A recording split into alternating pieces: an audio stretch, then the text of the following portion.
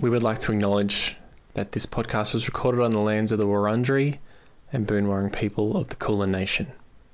We value their cultures, identities, and continuing connection to country, waters, kin, and community. We pay our respects to their elders, past, present, and emerging. James.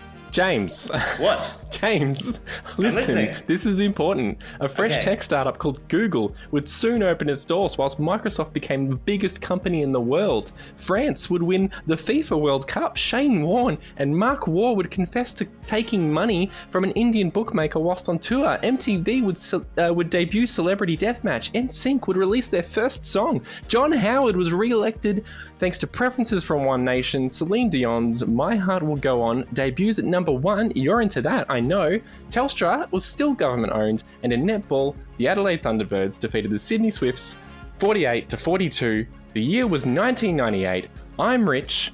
I'm James. And that's Popcorn. Their behaviour's not good. I'll stop you now, right there, because... The Swifties. One lamb kebab. I've abandoned my child! Now, give me money.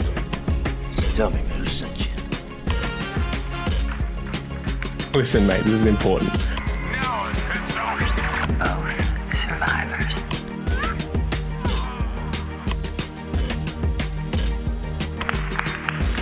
I thought you were real.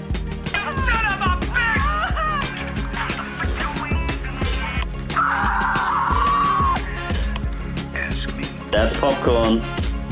That's Popcorn.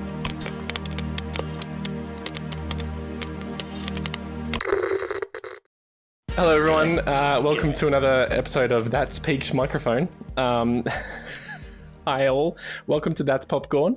I'm Rich, as I said in the introduction, or didn't, depending on which cut I took. I committed to tape. How you going, James? I'm doing well, Richard. It's a big day. It is a big day. Today we look at 1998. And we decide on the two films that we watch. And it's going to be very hard to decide. It's got to sneak a peek, and I'm not looking forward to having to make a decision. It's going to be. I think it's going to be really hard to decide because there's not really a lot to choose from. I mean, like, the choices aren't great on either side of the aisle, I feel. Yeah, when you sort of go back and think about 1998, movies isn't one of the things that I think of as being, oh yeah, that was a great year for movies. I think that might have been a great year for netball. It was such a good year. Indian bookmakers. Like, it was that's where my head goes first. Indian bookmakers, just netball as a whole. Celebrity Deathmatch. And then sort of drifting away. I reckon movies is somewhere between, I don't know, Culinary Delights. I wonder what was out at the Mackie D's in 1998. I mean, it was pre-Google. So if you wanted to watch a film, how do you find it? How do you do anything? How did anyone do anything? Oh, man. It's back in the years when people used to know things. And now we just go beep, bop, boop. Yeah, you have to read magazines. That's right. Yeah. That's right. I feel like we start every... Sorry, go. Because then you'd have to read the magazine about a movie, and then you'd have to find the trailer some other way. You'd have to watch another movie to hope and hope to see the trailer that way at the start of that film. It's fun days. It's fun days. I feel like we start every episode. Sorry? Bring me back. Take you back. I feel like we start every episode talking about technology that we have now in the context of years previous. Because previously we talked about ye olde Twitter, and now we're like, oh, remember back in the day when we didn't have Google? We had ye olde Google. Well, that's what happens when you talk about old years, Richard, because technology is the only thing I can think of. I can't remember Friends, and even if I brought up my Friends from 1998, you're going to go, oh, great, who's Gucker? You got no idea who Gawker is. Where's Ross? Where's Chandler? Yeah, where are they? But let's crack into it. Enough babble. Yes. We have a selection of great films, in quotation marks, from 1998. These are films that are highly critically praised and audience praised. People love them. Woo, great films. And then we have a list of stinkers. Which, deserve as much love as the great films, just in different ways. They are critically panned and audience potted. I don't know. Let's go through the great films to begin with. James, would you like to read the list of great films? I think I can do that. So, where do we start? Probably at the top of this list that I wrote. That's probably good. If I start in the middle, I'll get lost. Is Lost in there? Not a film, not from 1998. Lost the film. Yeah, that might have been a good idea. But that's not what this is about. Let's talk about The Thin Red Line to start with, Richard. The Thin Red Line came out in 1998, and it tells the story of a group of men, an army rifle company called C for Charlie, who change, suffer, and ultimately make essential discoveries about themselves during the fierce World War II Battle of Guadalcanal. Guadalcanal. I definitely pronounced that correctly. Guadalcanal. I feel like I watched this once with a friend and found it really long. Yes, that is my only memory of this film. Watching it and going, wow, this is pretty heavy. I wonder how much longer it's got to go, and it wasn't even halfway. What is it? It says 170 minutes, but then rough cut it says 215. That's pretty rough cut. That's really just not even looking at it and just going, I'll just cut a bit here, and here. So that's a Terrence Malick film, starring Sean Penn. It's got everybody. It has a cast of like 1 million people. It's got Michael Clayton. It's got one of the people from Home and Away. I don't think it's Elf Stewart. Yeah, it's got Cries in the Rain, John Cusack, and Made Out of Clay, Michael Clayton. And it's got Mark Boone Jr. What was he in? I know him. I've seen that face before. He's in Memento. Has it got Jim Caviezel? Sure does. Caviezel. Yeah. Just put that painting up on the Caviezel. I think he's the main character, but then when they were filming it, they didn't know he was going to be the main character. Oh, I think I remember that story. Yeah. Like someone else thought they were going to be the main character, and then they saw the film, and then they're not. Good bit of trivia told well there. That's The Thin Red Line. Jim Caviezel was Jesus. Just fun fact in Passion of the Christ. Oh, I thought that's not where I thought you were going. Do you think they picked him because his initials were JC? That's brilliant. I mean, it was either him or John Cusack. Imagine John Cusack as Jesus. That's like the worst casting decision. Jessica Chastain as Jesus. Drew Carey. It sounds like Jay. Your sins don't matter. That's what they should do. It'll be like the Spideyverse film, but it's just a whole bunch, or the Bob Dylan movie where it's all the people playing Bob Dylan, but everyone just playing Jesus, and you can only play Jesus if your initials are JC. Yeah. I reckon we should poach that. Yeah, let's start a Kickstarter. The Truman Show is up next. Yes, The Truman Show. 29 years ago, a baby boy was adopted by the Omnicam Corporation to become the subject of the most popular television show of all time. His name is Truman Burbank. Really, really big ratings on this one. And very big. I found out the other day through a trivia quiz or something, directed by Peter Weir. Yes. Who directed Picnic at Hanging Rock. Australian link, so anyway, that's an extra point from me. And also, I love this movie, so rightly so. Big high critic scores and audience scores. I think it's perfect. Jim Carrey in it is great. Everyone in it is great. Laura Linney, Ed Harris As Steve Jobs or whatever. as Steve Jobs. I think Paul Giamatti is in it as all the roles he played in every movie in the 90s, where he was the get out of there guy. So he's just wearing a headset and looking at a screen. He was stuck in that role. So this Truman Show, I think that's a front runner in my books for our choices. Saving Private Ryan, Back to War. Private Ryan. Yeah, back to war. I don't know what happened in 1998. I think maybe it was like that time when it had been a while since the war, and people were like, "Oh, let's think about war again." I guess there was like everything. But following the Normandy landings, there we go. I just stretched that 2 words into an entire sentence. Following the Normandy landings, a group of US soldiers go behind enemy lines to retrieve a paratrooper whose brothers have been killed in action. I watched this recently for the first time. Oh, really? It's pretty amazing. It is. It's full on in parts. Yes. Good old Spielberg classic. Good Hanks. Good Hanks work in that. Yes. Good Hanks.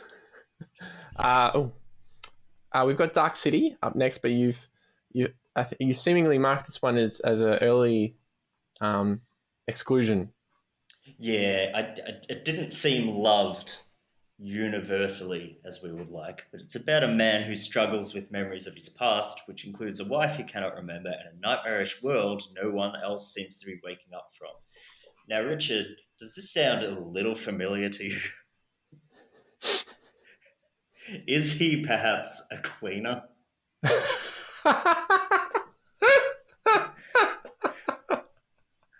I think. Oh, I didn't even join the dots. Yeah, I mean that's the thing. I think it's the same film. It is. I mean, this came first, and I like that. Obviously, people who made Codename The Cleaner watched Dark City and went, more Skittles. This needs a reboot. I love this, but yeah, it needs more pink underwear. There's not enough Dutch dancing in this. There is in the rough cut of Dark City. Yes. It's got an extra 215 minutes of Dutch dancing. Central Station. I haven't heard of this one before. Do you know much about it? I don't. It's a Brazilian film, and to be honest, my knowledge of Brazilian cinema is not much, which is probably unfair, but let's be honest, it's not particularly marketed to us here in Melbourne. But a young boy's mother is killed in front of Rio de Janeiro's Central Station. Homeless and with nowhere to turn, he is reluctantly befriended by a lonely and cynical woman. Resisting her initial impulse to make a quick profit off the child, she commits to returning him to his father in Brazil's remote northeast. The trip becomes a quest for their own identities, one boy's search for his father and one woman's search for her heart. And some very big scores, which is impressive.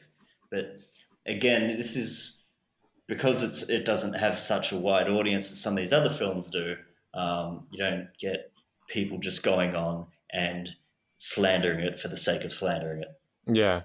So I think that does help the score. But it sounds like an amazing film. Looking into it, it made a lot of top lists of the year. Okay. Which is something. Doesn't sound very cheery, but to be honest, none of these films that we've looked at previously, bar maybe The Truman Show, look very cheery. True. So yeah. A few war films in there. I think it's rare you see a happy war film. Bit sad.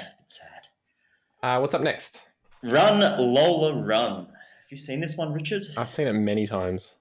In a breathtaking race against the clock, a young woman has 20 minutes to find 100,000 marks or her boyfriend will be killed. Now, I should probably say... I know where you're going. It's Deutschmarks, isn't it? Yes. Okay, good. Yeah, No, it's not like she just finds like Jesse Eisenberg and is like, I have found you, Mark Zuckerberg. Only 99,999 to go. Yes, it is Deutsche Parks. Yeah, okay, that's good. I've only seen it once. I've seen the Simpsons episode that riffs on it more times than I've seen the film. But I do remember it's good. It's praised for its soundtrack, which brought the sort of Germans' electronic sound of 1998 to the masses. And also, it's a bit fun. All right. Which is a nice change. Up next, we've got Lock, Stock, and Two Smoking Barrels. This looks like it's not going to meet our criteria of films that are loved across the board. Yeah, I mean, it is audience loved. A botched card game in London triggers four friends, thugs, weed growers, hard gangsters, loan sharks, and debt collectors to collide with each other in a series of unexpected events, all for the sake of weed, cash, and two antique shotguns. Is this Guy Ritchie? It is Guy Ritchie, and it sort of brought back the gangster films. Yeah. And started off all of them, which is, I think, a good thing. And yeah, look, I think it's loved. Is it critically acclaimed? I mean, Richard, I'm going to say it. I prefer Snatch. Well, not made in 1998, so not on a list. While we're here, maybe we should just quickly go through some of the ones that you've marked as potential exclusions. Yeah. So we've got The Legend of 1900. Yeah, that's an interesting disparity there. Sounds garbage. Yeah, audience score on Rotten Tomatoes 92, critics 54. Yeah. And it's about an epic story of a young man who was born on January 1st, 1900, and thus his name, 1900. He grows up always having lived on an ocean liner, becoming a talented pianist. Okay, well, that's out then. Fear and Loathing in Las Vegas? Yeah, again, critics hated this movie. Yeah. Writing assignment lands journalist Royal Duke and psychic Dr. Gonzo in Las Vegas. They decide to make it an ultimate business trip, but before long, business is forgotten and trip has become the key word. And they do drugs, and it looks great, but it's a bit of a Johnny Depp passion project. It was on telly last night, actually. Was it? Yeah, on SBS World Movies. Yeah. The Negotiator. In a desperate attempt to prove his innocence, a skilled police negotiator accused of corruption and murder takes hostages in a government office. To gain time, he needs to find the truth. When I was writing this, I wanted to do it in Kevin Spacey's voice because he's in it, like in his cool accent, and I forgot. And also, I didn't practice the accent, so it would probably just sound like Foghorn Leghorn. Which, I mean, I think I'd rather listen to than Kevin Spacey at the moment. Yeah, absolutely. Blade. I haven't seen it. It's about a half vampire, half mortal man becomes a protector of the mortal race while slaying evil vampires. Not particularly loved by critics or audience by the looks of things. How did it make the list? Oops. Interesting. It is kind of the start of the not the official Marvel Cinematic Universe, but it's one of the early sort of Marvel comic book characters brought to cinema. Yeah, I think it's the start of Wesley Snipes' tax evasion. that's what it's the start of. Have you heard the trivia about it's I think it's Blade 3. He refused to open his eyes during a scene, so they CGI'd his eyes open for that particular scene. Man, whatever year Blade 3 came out, that's top of the list already. Yeah. That's made. I'm just going to see that. Yeah, and then there's all these shots where they use a body double because he just refused to show up on set. So, doing well. Fantastic. And then the last one of your exclusionaries. Is Ronin. Now, a bit unfair for me to exclude this because I do love this movie about an international team of former Cold War intelligence adversaries meeting in a warehouse, and it's their adventure of friendship, intrigue, and betrayal, which has just begun. I screwed up that synopsis, but that's fine. Like the masterless samurai of ages past, these modern-day Ronin are embarking on their final covert mission to recover a mysterious briefcase for an unknown employer and to stay alive. Critics didn't really love it. I think it does go a bit long, but it's got a whole bunch of car chases, and I get it. I love it. Is De Niro in this one? Or am I thinking of something else? He was. And that cool French man. Jean Reno or something? Jean Reno. From Leon, the professional. From also, Godzilla. actually, he's in one of our bad films down below coming up later. So, Dun, dun, dun. so look out for that. Yeah. That'll The keep Renault people alert. listening. Yeah. if you were just on the edge of your seat about to just tune out. I might go to sleep now. Wait. They could mention another actor's name at any moment.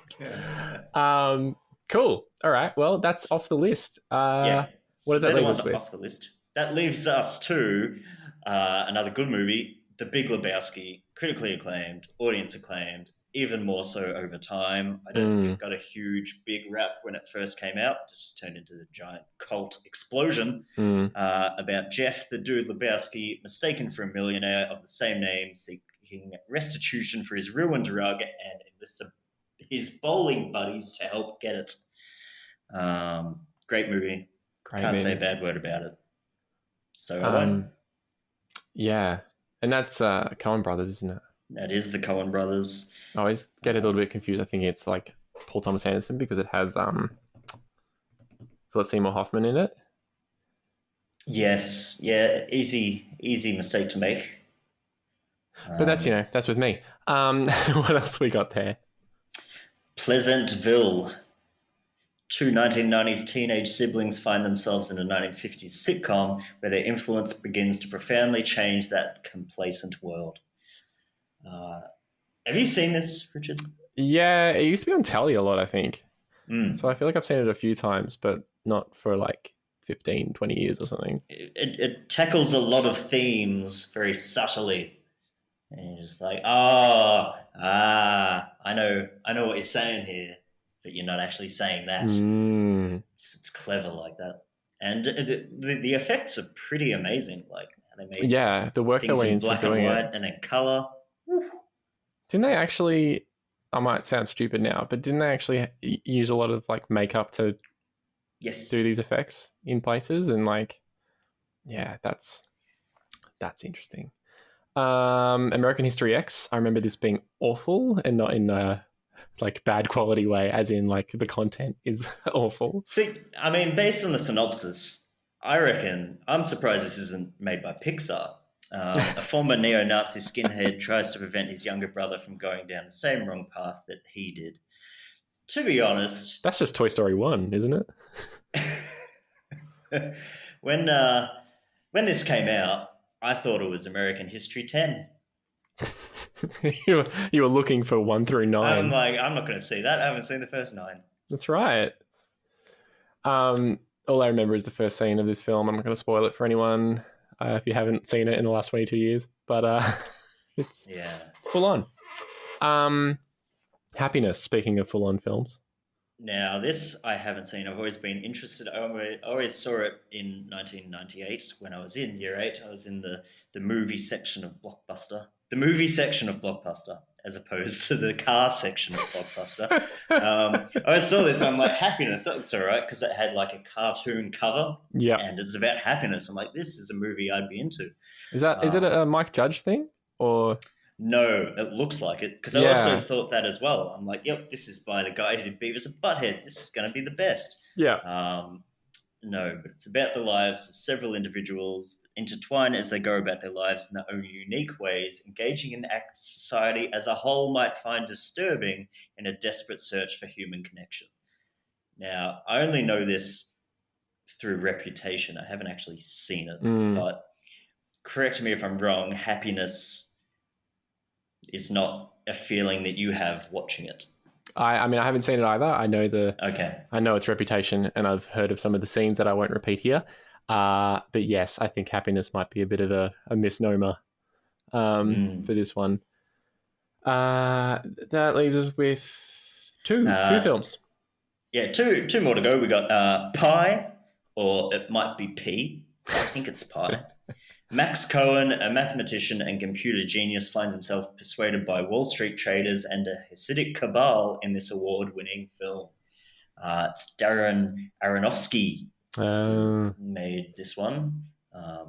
It's very first film by a director looking. It's got a lot going on. I remember it being quite confusing, but I think I did watch it close to 1998 when I was young, and it might have even been before we did Pi in school. So I'm like, what is this? I legit thought this was about pies. And they spelled it wrong. They spelled it wrong. This is all wrong. I hate this movie. I'm not going to watch it for another 22 years. I opened the case and there was no pie inside. I'm so upset.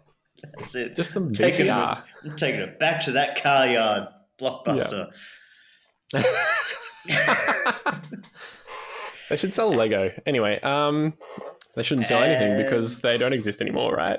There's one in Alaska, I believe. I thought the last one just closed, but... No. It's now an Airbnb. It's a That's right, yes. Airbnb. And you can book for an hour or something, and I'm like, that's strange. What am I going to do in a hotel for just an hour? Well, I guess they're expecting people to book it and watch a film in it. Or just half a film. But the experience of going to Blockbuster wasn't watching the film in Blockbuster. When they had the movies playing on the TV, I reckon I just went in and just had a bit of a sit down. Hey, bring over some of that popcorn. Oh, look, there's the new trailer for the new Kevin Smith film. You know, I used to use, when Blockbuster started diversifying and sold CDs, I bought a lot of CDs from Blockbuster. That's an interesting fact. Which I might even go back into a bit later on in this chat. Oh. I was more into Video Busters myself. Do you have a Video Busters? It was all pink branding. I remember a friend of mine returned one of my Super Nintendo games to the Video Busters thinking it was a Video Busters thing, and I had to call them up and be like, that's my Super International Cricket. This belongs to Video Busters now. This belongs in a museum. Why was hold on, just stop for a sec. Why was so much of hiring movies about busting things?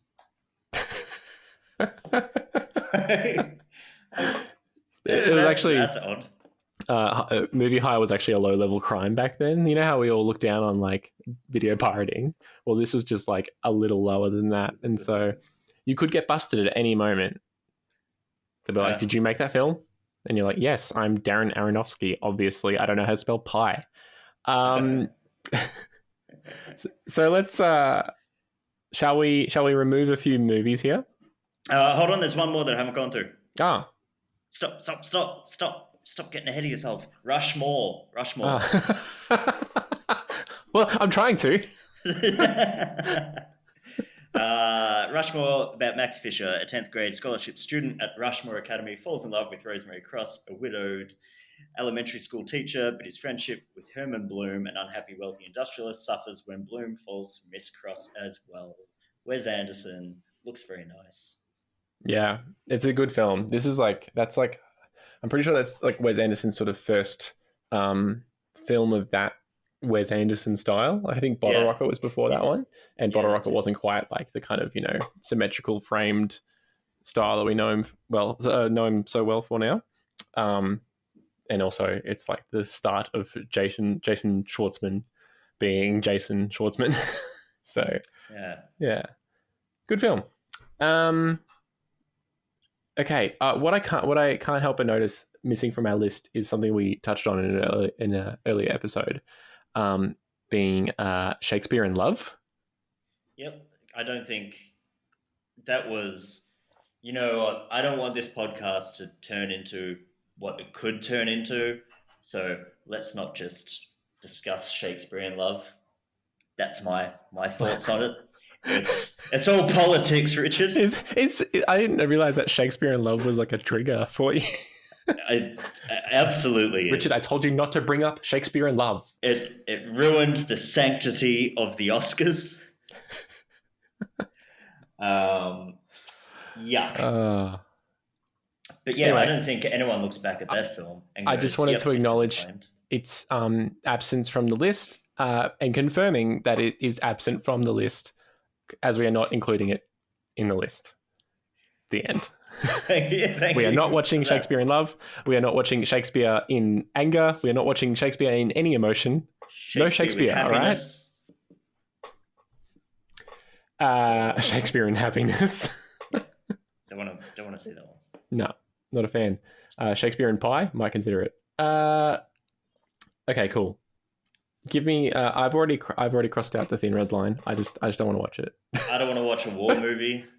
Yeah. All right. Well, are we getting rid of Saving Private Ryan then as well? Yeah. Yep. Get rid of that. And I don't particularly want to watch American History 10. Great. And I don't particularly want to watch Happiness. I think at some stage, but maybe not in stage 4 restricted lockdown coronavirus land Melbourne. I think I need a more resilient life around me to support me through that film. That's right. Something we need a movie that's Pleasantville. Like a bit of a hug. How could Pleasantville and Happiness be such like opposite films? Anyway. Run Lola Run. Yeah, look, I'm not anti Run Lola Run. Okay.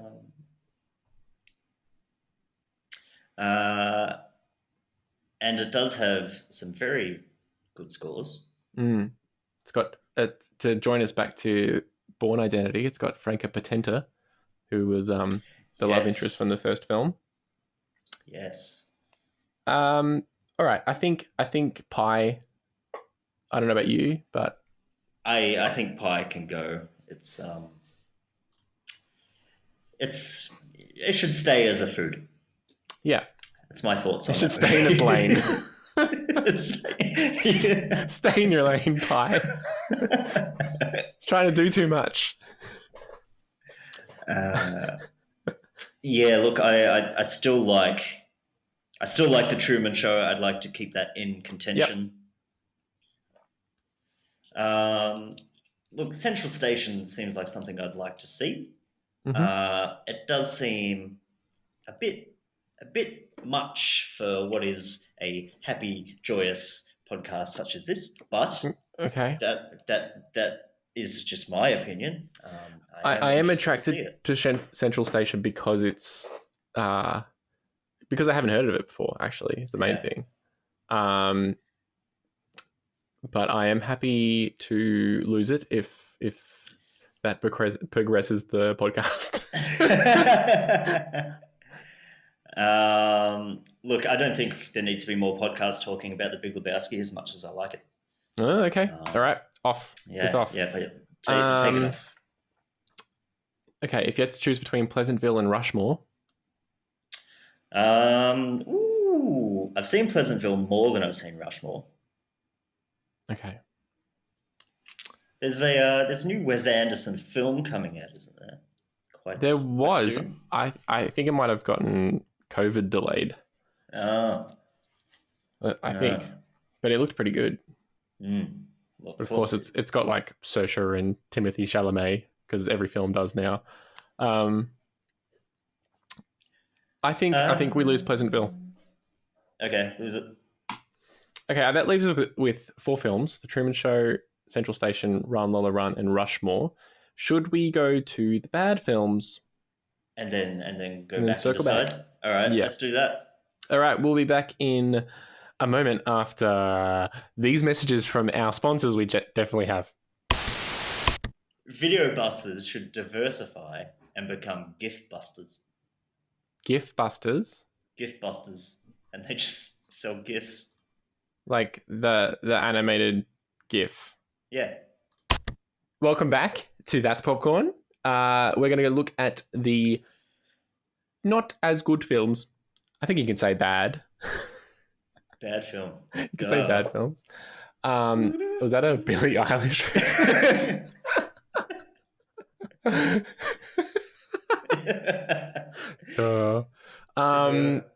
Cool. I'm just going to shoot through our list real quick and then come back. So in our bad movie list, we have The Avengers, Slappy and the Stinkers, Tarzan and the Lost City, I Still Know What You Did Last Summer, Species 2, A Night at the Roxbury. I think I wrote Roxbury. But A Night with Richard Roxburgh. Yeah.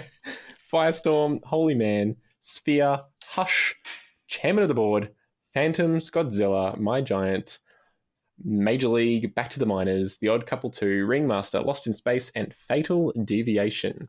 Let's start off with The Avengers, 1998, not to be confused with Iron Man, Tony Stanza, Dark, whatever. Tony Stanza.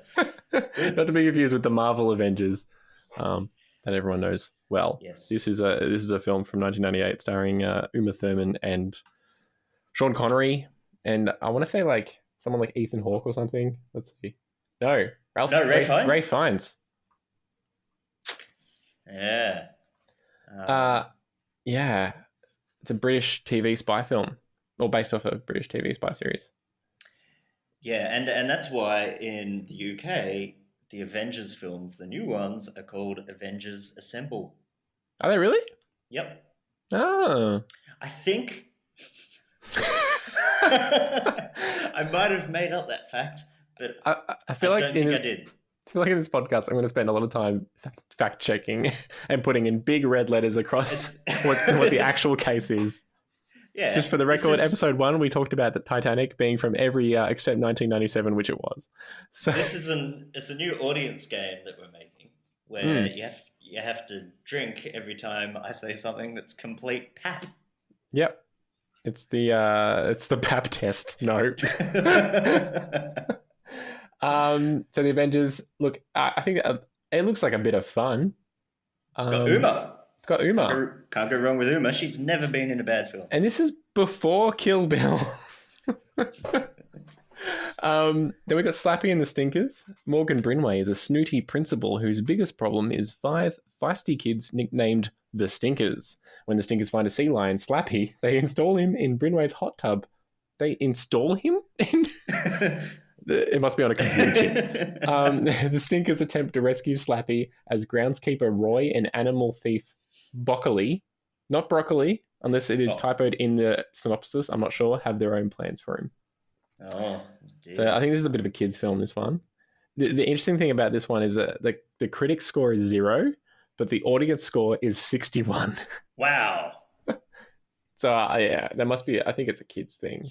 Interesting fact, when the UK found out that they couldn't call the new Avengers films the Avengers, the original other option was going to be Slappy and the Stinkers.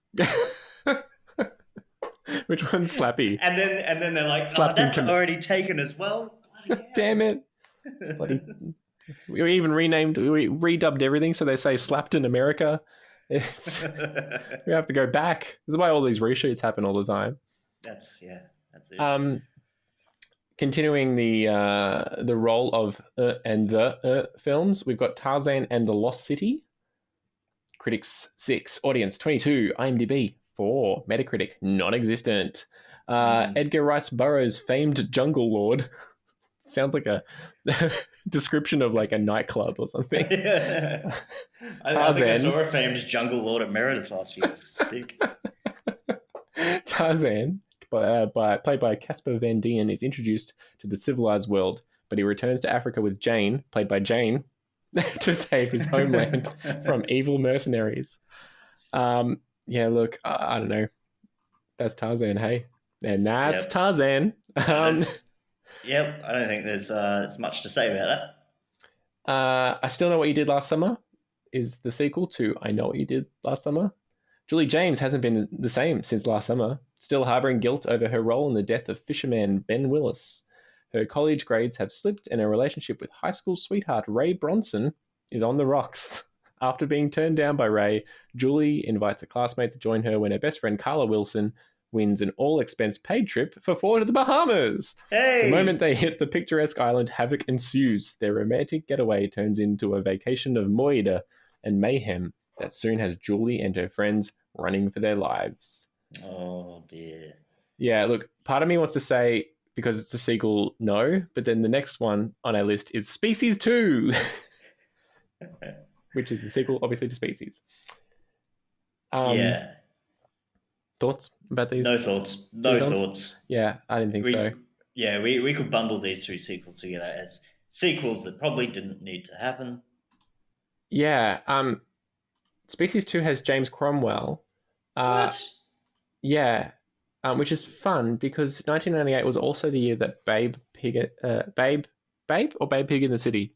Is Babe it the same Pig in film? the City came out in 98. Okay, was Babe... I believe, actually. Anyway, Ooh, James ooh. Cromwell is in Babe of one of them at least, so... Farmer Hoggett is in Species 2. And I wonder if in... No, that's a dumb joke. Never mind. Do it. I can edit it out. I was going to say, if there's any moment in Babe when there's a bit of cross-promotion, it goes, pigs are Species 2. Yeah, that's staying in. Now we have Night of the Richard Roxburgh. This is interesting because I feel like it killed the career of Chris Kattan, but did not kill the career of Will Ferrell. No. How? Anyway, critics 11, audience 69. Yeah, people love this. I've never seen it, but everyone's like, "Oh my god, you haven't seen it! You have to see it." I know that I'm going to see it and go, "It's all right." Everyone's seen the GIF, I think, of them in the car. Is that from the film, or is that from? I'm going to put it over the top of this. When I edit this.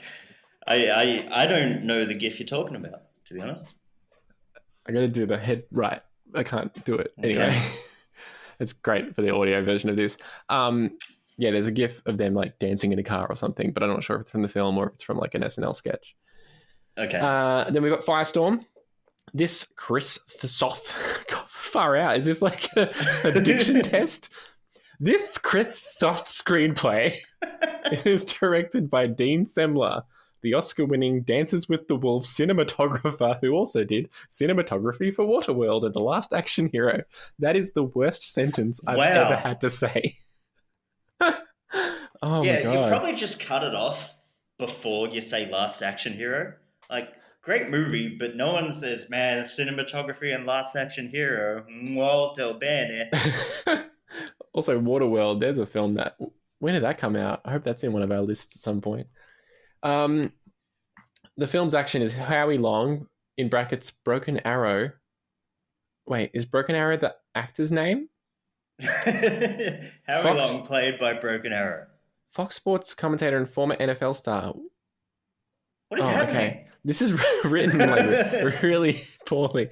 Wyoming firefighter Jesse Graves, in brackets Long, didn't ask, leads a team of smoke jumpers who parachute into forest fires inside a penitentiary. Why are we there now? Killer Earl Shea, William Forsythe, devises an escape plan in order to recover a hidden $37 million. He murders a fellow inmate and takes his place in a group of convicts headed out to fight a forest fire. Okay, we're linking it back. Here we go. Okay. They make an escape, pose as visiting Canadian firefighters, and are ready to look for the loot. When retired firefighter Wint, played by Scott Glenn, discovers the escape. Shea's group rescues trapped ornithologist Jennifer, Susie Amos, or Titanic's Lizzie Culford. Jennifer, what? Oh, that's the end of the sentence. Jesse parachutes in, but time is running out since the original fire, and the backfire will soon combine to create a firestorm. There we go. Filmed on location in British Columbia with fire enhancement special effects by Chris Corbold, not to be confused with Firestorm 2024 AD or Firestorm 72 Hours in Oakland. That was journey. I have seen that second one. Firestorm 72 Hours in Oakland. Yes, and there's an amazing scene where a guy rides over a bushfire on a motorbike. Oh, I hope there's something as amazing in Firestorm. Just Firestorm. There's a lot going on. Great. So then we have Holy Man. In this sharp-edged, high-octane comedic look at life, love, and television home shopping, Murphy, as in Eddie, is an inspirational televangelist who hilariously proves his message. Well, I'll be the judge of that. that in today's world, shopping by television can be a religious experience. Only Eddie could so completely become this over-the-top marketing genius who takes a home shopping broadcasting company and the country by firestorm. I feel like that's going to be like a really sort of slapstick type comedy. I've seen it, and it goes a lot deeper than you'd expect. It's got Jeff Goldblum in it. Okay. But it also really just takes advantage of people that are different. You believe in something that's different than me. You're crazy. Right. Yeah, I don't think it's aged very well. Okay. Well, I was going to say we'll take it off anyway because we kind of watched a bit of a slapsticky comedy type thing with Codename the Cleaner, and yeah, I feel like we should mix it up this time. We've got Sphere up next, based on the Michael Crichton book of the same name. I remember watching this, being disappointed because I found the book quite genuinely terrifying. It's got, what's his name? Dustin Hoffman. And I want to say Samuel Jackson. You can say it. Oh, wait, no, it's Shia LaBeouf. No. It's got Sharon Stone? Yeah, Samuel Jackson and Sharon Stone. I always get it confused with Event Horizon, which has Lawrence Fishburne and Sam Neill. Sam Neill. And they are kind of similar films, except Sphere is set at the bottom of the ocean and Event Horizon is set in space. Couldn't be more different, Richard. I mean, you can float in both. And you can not breathe in both as well. Yeah. So shut your pie hole with one no E. Yeah, so that's Sphere. And inside is a threatening glowing sphere that sends email messages such as, "I will kill you all." Wait, is that real? It's in the synopsis. Evidence suggests that this craft comes from the future, and inside is a threatening glowing sphere that sends email messages such as, "I will kill you all." So clearly the future is like, 2018, and it's some teenager with a Twitter account. That's great. Your mum's a hoe. That's... It's like all QAnon-based crap. Don't come at me. Hush is the next film. Yeah. Jonathan Darby made his directorial debut with this thriller set in Kentucky, but filmed in Orange County, VA. Don't get confused. Jackson Bering, Jonathan Schach, wants his girlfriend, Helen, Gwyneth Paltrow, to meet his mother, Martha, Jessica Lange. So he brings her home for Christmas to Kilrennan, their sumptuous Kentucky estate and horse farm. Later, after Helen gets pregnant, they marry and return to Kilrennan to have the baby. But Martha aggressively intrudes and manipulates, telling obstetrician Dr. Hill, Hal Holbrook, how to deal with the birth and forbidding Helen from seeing Jackson's invalid granny, Alice Nina Foch. After learning some of Martha's past history from Alice, Helen soon decides she must make an escape from her demented mother-in-law. Even the synopsis is aged. All right. Then we have Chairman of the Board. I'll just tell you that Chairman of the Board is about a surfer who does a good deed for an entrepreneur, and then the businessman writes him into his will, and it's played by Carrot Top. Nope. Phantoms, adaptation of a Dean Koontz novel, takes place in the small mountain ski resort of Snowfield, where 150 dead are discovered. Another 350 are missing. A doctor, Joanna Going, finds that evil incarnate is behind the tragedy, and it's also got Ben Affleck. I was going to say, this has got the Affleck.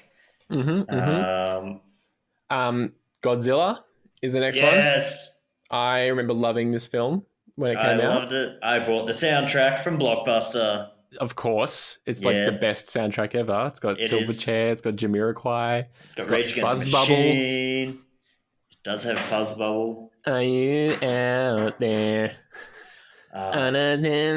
From Mars. Green Day, Jamiroquai. Green Day. It's Brainstorm, is it? Is that the name of the... It is Brainstorm, yep. But they've added Godzilla sounds. Effects, yeah. Dun it. Brilliant. It's so brilliant. Puff Daddy with Jimmy Page. Yeah, Zeppelin in the background. Yeah, good soundtrack. Ben Folds. Ben Folds. Really? Maybe Ben Folds 5? Yep. With a song called Only Get Married Once? Not going to remember. It's definitely not called that. No, can't remember what it's called, but it's definitely Ben Folds' song on there. Yeah. And Silverchair with Untitled. Did you already say that? Yes. And actor in this film, Jean Reno from Ronin. Yes. Full circle. And I hope you guys have been waiting until that moment. You can go to sleep now. You can go to sleep now. Yeah, look, it's a terrible film though. Hank Azaria is in it as well. In a rare non-Simpsons. Back when he was allowed to be Apu. I don't think he was allowed. That's true. Back when he was happy to be Apu. I just don't think he sought permission. That's true. That's true. Yeah, look, Godzilla. I remember I saw it at the cinema with my dad and brother, and we were the only people in the entire cinema watching it. I remember I had the Godzilla Chopper Chop thing. So it's like a Godzilla, like the top of a Godzilla, and then like you stick a Chopper Chop in the top and it rotates it. Like the actual Godzilla. Like the actual, yeah, because that's in his Chopper Chop hole. It's a major plot point in the film. Yeah. It's like, you know how Skittles were encoded in the cleaner. It's just Chopper Chops everywhere. I also had a pen where the tail, like it was just a whole Godzilla, and then the tail was the pen lid thing, tip. But that was really hard to use because, I don't know, like Godzilla's not exactly pen shaped. So that's a shame. Yeah. Yeah. They probably should have, like with the Anaconda pens when that movie came out, that's where they should have put the pen money. Yep. Sausage Party. Pen shaped. Sausage Party pen. Yep. 50 Shades of Grey. Yep. Yeah, the worst Derwents. It's the worst Derwent box set. The 50 Shades of Grey. Just a bag of dicks. All right. And then we've got My Giant, which just, I don't know, it looks... Read me, what is it about? Here we go. Third-rate talent agent Sammy Kanan, played by Billy Crystal, is more devoted to his career than his wife, Serena, played by Kathleen Quinlan, and son, Nick, played by Zane Carney. So instead of going to Nick's birthday party, he chooses to travel to Romania, where his teen client, Justin Allen, Ryder Strong, is acting in a period adventure movie. When Sammy's auto swerves off the road, can't you just say car, like a normal person?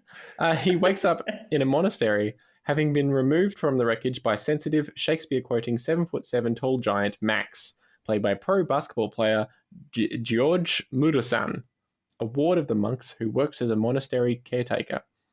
Sammy sees Max as his ticket to the top, gets him a warrior role in the adventure movie, and takes him back to the US, where Max hopes to win back a long-ago girlfriend, Liliana, played by Joanna Pacula. Living in Gallup, New Mexico. Oh my God, the sentences just never finish when you want them to. Sammy and Max head for Vegas, where actor Steven Seagal, as himself, is shooting a film with a villain role played perfect for Max. When Sammy contacts Liliana, she expresses disinterest in Max, forcing Sammy to seek a solution that can bring the two together. My Giant. Yeah. Okay, well, I'm glad. I like that Steven Seagal is playing himself for once. Yeah. Major League Back to the Minors. This is the third installment of the Major League series, so I'm just going to say no. Neil Simon's The Odd Couple 2. This is the sequel to The Odd Couple, so I'm just going to say no. Ringmaster, I forgot to get details for. Clearly, there's nothing there. All right, have a guess what it's about. I think it's a horror movie. You have a guess, and I'll look it up. All right, I reckon it's a horror movie about a spirit in a circus that's going to come back and make the descendants of the circus folk come back and join his hellish circus. So, circus horror movie is what you're going for? Circus horror movie. All right, let's have a look. After the success of shock jock Howard Stern's Private Parts, Shock What? TV host Jerry Springer has made his own foray into celluloid, fictionalizing only the name of his television show. What is normally called The Jerry Springer Show is now called The Jerry Show. Springer plays himself as a man who fronts a chair-throwing dog and pony trash TV strip, which gets high ratings in the backwoods armpit communities of America. That's a great description. Backwoods armpit communities of America. The story revolves around two sets of guests coming to Los Angeles to be on the show. First, the Zorzak family has slutty 19-year-old Angel, played by Jamie Presley. It says slutty in the synopsis. Sleeping with her stepdad, Michael Dudikoff, when her mom, Molly Hagan, finds out. She seeks revenge by sleeping with Angel's fiancée, Willie, Ashley Holbrook. The second group consists of starletter Wendy Raquel Robinson, who caught her man Demond, Michael Jai White, sleeping with her best friend Vonda, Tangi Ambrose. This makes all of them perfect for stardom on The Jerry Show. As all these guests arrive for their big day on national television, more chaos ensues with Springer getting propositioned by Angel and her mother. Even crew members show their stripes by getting involved in the sexual escapades with the guests. The whole scenario is finally brought to a knockdown, gender-bending finale live on national television, right where it belongs. Wow. Tell you where it doesn't belong, anywhere near my eyes. That looks like the worst. I prefer my film. I'd rather watch American History X. All right, so Ringmaster's out. Leaves two films, one of which I think we're just going to have to remove because it's probably not bad enough. But Lost in Space. Did you ever see Lost in Space? I did. I saw it at the movies. William Hurt and Gary Oldman. Joey from Friends. And Joey from Friends. Yeah, I remember the Apollo 440 remix of the soundtrack was banging. Absolutely banging. Escapades include a horde of TV spiders. Oh. That's the end of the synopsis. It's like, oh, by the way, for all you arachnophobes out there. Yeah, look, that's off. And then finally, this one I'm kind of like in love with a little bit. It's called Fatal Deviation. It's not on Rotten Tomatoes. It's only on IMDb. A young Kenpo karate martial artist returns home after 10 years in reform school on a quest to find out who murdered his father. He is befriended by an older monk and a local Irish beauty. His search takes him to the prestigious Beltane martial arts tournament. Together with his past, the good guy is drawn into conflict with the local drug baron and his son, and the conflict makes the young man face his father's death in a way he could never have imagined. The action is explosive, the fight scenes are dynamic, and the story will tug at your heartstrings. This is an incredibly low-budget Irish kung fu film. That's it. That's just it's on YouTube. My top. Even if we don't pick it, I think I might end up watching it anyway. It looks brilliant, and like some of the reviews on IMDb, like are naturally terrible, but then some are just so positive. It's just they're like, this is the best film ever. He's a little bit of Bruce Lee and a little bit of Jackie Chan, and I've watched some of the scenes and I'm like, he's neither. But you know, I'm so keen on that. Like, yeah. I also love that it's called Fatal Deviation. Maybe it was to like get all the people that were trying to hire Final Destination, and they like said, "Dad, we're having a video night? Can you get us Final Destination?" And he comes back with Fatal Deviation, just only in Ireland, an entire generation of children. Hello, son. I've got your Fatal Deviation. It's a kung fu movie, right? That just sounds terrific. All right. I'm going to put up a few for us to cancel out immediately. Yep. I'm going to say Species 2, and Yep. I Still Know What You Did Last Summer. Out. I'm going to say Godzilla. Yeah. And Holy Man. Yep, get rid of that. Get rid of Sphere, because I don't remember Sphere being that hated. Yep, all right. I think people wanted to like it more than was possible. Yeah. Okay, we've got The Avengers, Tarzan and the Lost City, Night of the Roxbury, God damn it. Firestorm. I kind of want to watch Firestorm. Just Yeah, that's it. I mean, the synopsis itself kind of did give away quite a lot, but that hasn't distracted me at all. And also, I do love fire effects. That's going to make me sound like a pyro, isn't it? That's special. And look, seeing that I've seen Firestorm 72 Hours in Oakland, it is fitting. Yeah, the persona we're building for you on this podcast is I love Titanic and I love fires. So it's like, oh, natural disaster and just general disaster. Hey, look, that's what's on my Tinder bio. So there we go. Do you want to, if I send you the trailer for Firestorm, do you want to quickly watch that and then come back and thoughts? No, I'm going in blind. Look, I'm happy with Firestorm if you're keen on it. Look, let's just leave it on for the moment. Let's get rid of A Night at the Roxbury. Yep. Let's get rid of Chairman of the Board. Yep, that sounded trash. Get rid of Phantoms because I don't care about it. Tarzan out. Yeah. The Avengers. Hush just sounded confusing. Yep. The Avengers? Yeah, I have.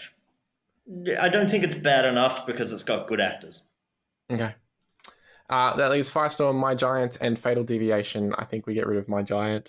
I think so. I think it's going to be between Firestorm and Fatal Deviation. Ooh.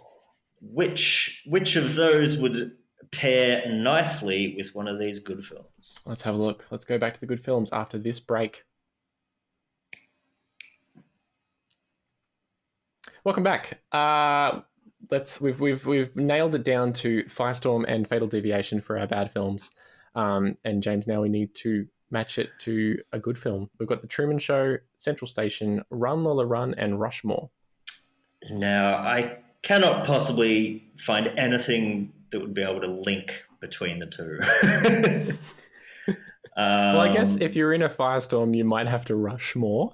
You might also run Lola. Yeah. Yeah, that's it. Good. Snuck in there at the last minute and just went, oh, that's my joke. Taking that one. If you're in a Firestorm, you might need to go to the Central Station. I don't know. Yeah, although if you're on a train and it's real late at night and you get on the wrong connecting line, you might end up at Central Station after a fatal deviation. Yeah, there we go. Yep. That was a journey. Okay, I think so. Clearly, the names aren't going to help us. No. I think let's get rid of Central Station. Okay. And I think let's get rid of Lola. Okay. It's got Truman Show and Rushmore, and then Firestorm and Fatal Deviation. All right, you flip a coin for a bad movie. Who has coins? Who has coins? I haven't touched a coin in 6 months. Flip coin generator. You're gonna flip a barcode from an eraser. Oh, wait. Who are you flipping for? I'm doing great film. Okay. I'm going to do bad film, and I'm going to say that Fatal Deviation is heads. Yeah, I got Rushmore as heads. Yep. Tails. We are watching The Truman Show and Fatal Deviation. I am very happy with this. This right. is going to be an excellent week. Fantastic. All right, so that's 1998, Fatal Deviation, and Rushmore. No, sorry, Truman Show. Oh my God, take again. Far out. Okay, well, so that's 1998, The Truman Show and Fatal Deviation. Is that right? That is correct. That is. I'm gonna cross out the other ones because I am bad. Because you will 100% watch the wrong one. I will rush the wrong one. I will rush the disgusting. All right, cool. So that's 1998. The Truman Show with Jim Carrey and Fatal Deviation with that guy. Famous people. Famous man. Let's do a number generator for our next year. Oh yes. A minimum of 19. What do you reckon? 75? Is that what we did last time? Yeah, let's do 75. And let's go 2019. Yeah. All right. 1981. Ooh. Have we got anything for both 1981? of us. We have nothing for 1981, so we were going to have to do some research there. That's going to be exciting. What do you know about 1981? Not a lot. Not a lot. I think Shane Warne and Mark Warren got caught getting money from an Indian bookmaker. No, yeah, I don't know a lot about 1981, so we're going to have to do some research there. But before then, we're going to watch The Truman Show and Fatal Deviation. So watch it with us. Watch it. Fatal Deviation is on YouTube, and I'm sure you can find The Truman Show somewhere. Oh, we're watching a YouTube film. This is going to be great. It's going to be great. YouTube Busters. Going to head down to YouTube Busters. Tube Busters. This episode of That's Popcorn was clearly brought to you by Video Busters. What are you nodding at? I really dislike the idea of Tube Busters.